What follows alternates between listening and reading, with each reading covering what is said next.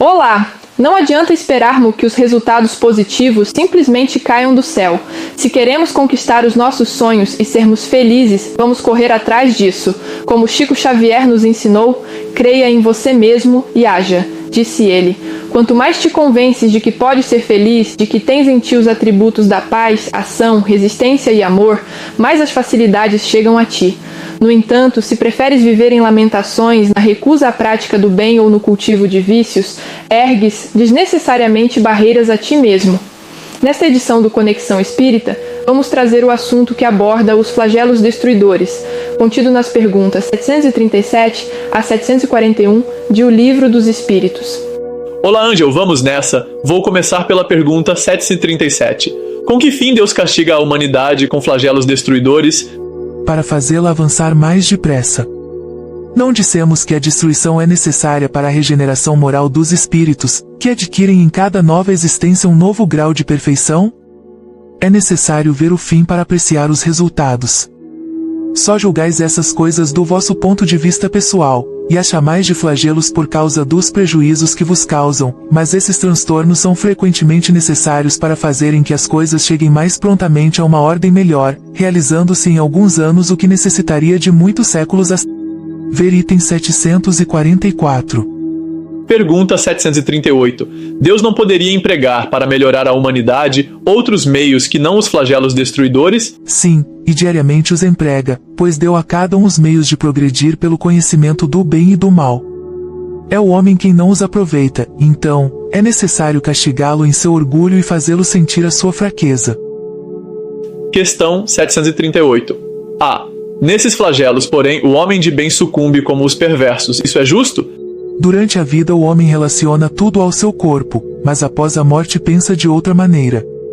Como já dissemos, a vida do corpo é um quase nada, um século do vosso mundo é um relâmpago na eternidade. Os sofrimentos que duram alguns dos vossos meses ou dias, nada são. Apenas um ensinamento que vos servirá no futuro. Os espíritos que preexistem e sobrevivem a tudo formam um mundo real, ver item 85.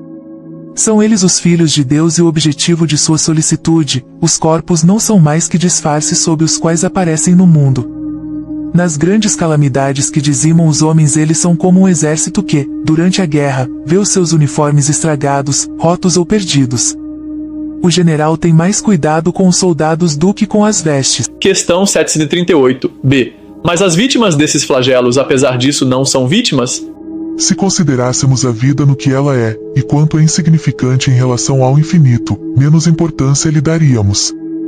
Essas vítimas terão noutra existência uma larga compensação para os seus sofrimentos, se souberem suportá-los sem murmurar. Comentário de Kardec. Quer a morte se verifique por um flagelo, ou por uma causa ordinária, não se pode escapar a ela quando soa a hora da partida. A única diferença é que no primeiro caso parte um grande número ao mesmo tempo. Se pudéssemos nos elevar pelo pensamento de maneira a abranger toda a humanidade numa visão única, esses flagelos tão terríveis não nos pareceriam mais do que tempestades passageiras no destino do mundo. Pergunta 739. Esses flagelos destruidores têm utilidade do ponto de vista físico, malgrado os males que ocasionam? Sim, eles modificam algumas vezes o estado de uma região, mas o bem que deles resulta só é geralmente sentido pelas gerações futuras. Pergunta 740.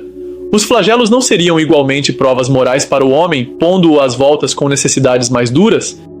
Os flagelos são provas que proporcionam ao homem a ocasião de exercitar a inteligência, de mostrar a sua paciência e a sua resignação ante a vontade de Deus, ao mesmo tempo que lhe permitem desenvolver os sentimentos de abnegação, de desinteresse próprio e de amor ao próximo, se ele não for dominado pelo egoísmo. E por fim a pergunta 741. É dado ao homem conjurar os flagelos que o afligem? Sim, em parte, mas não como geralmente se pensa. Muitos flagelos são a consequência de sua própria imprevidência. À medida que ele adquire conhecimentos e experiências pode conjurá-los, quer dizer, preveni-los, se souber pesquisar-lhes as causas. Mas entre os males que afligem a humanidade, há os que são de natureza geral e pertencem aos desígnios da providência.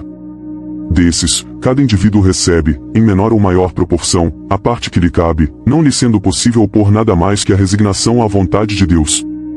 Mas ainda esses males são geralmente agravados pela indolência do homem. Comentário de Kardec. Entre os flagelos destruidores, naturais e independentes do homem, devem ser colocados em primeira linha a peste, a fome, as inundações, as intempéries fatais à produção da terra. Mas o homem não achou na ciência, nos trabalhos de arte, no aperfeiçoamento da agricultura, nos afolhamentos e nas irrigações, no estudo das condições higiênicas os meios de neutralizar, ou pelo menos de atenuar tantos desastres.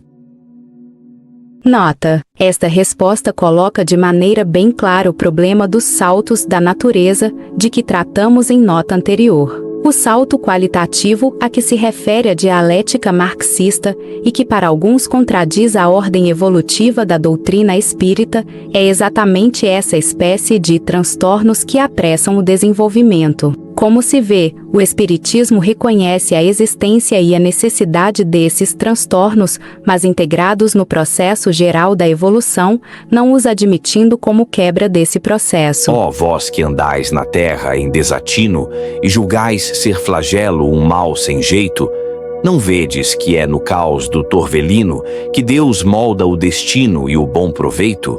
Se a vida é como um sopro pequenino, e a dor um breve passo rumo ao pleito, por que temer o fado repentino, se a morte é só despojo e não defeito?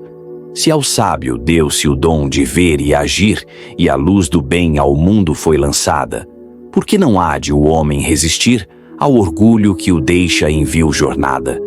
Mas cego, sem saber discernir, só sente o mal que a carne é castigada, sem ver que após o corpo sucumbir, a glória que jamais será manchada. Que importa o temporal que tudo abala, se a alma, qual estrela, segue em frente? Se a veste se desfaz, a fé não cala, e o céu acolhe o justo, resplandecente.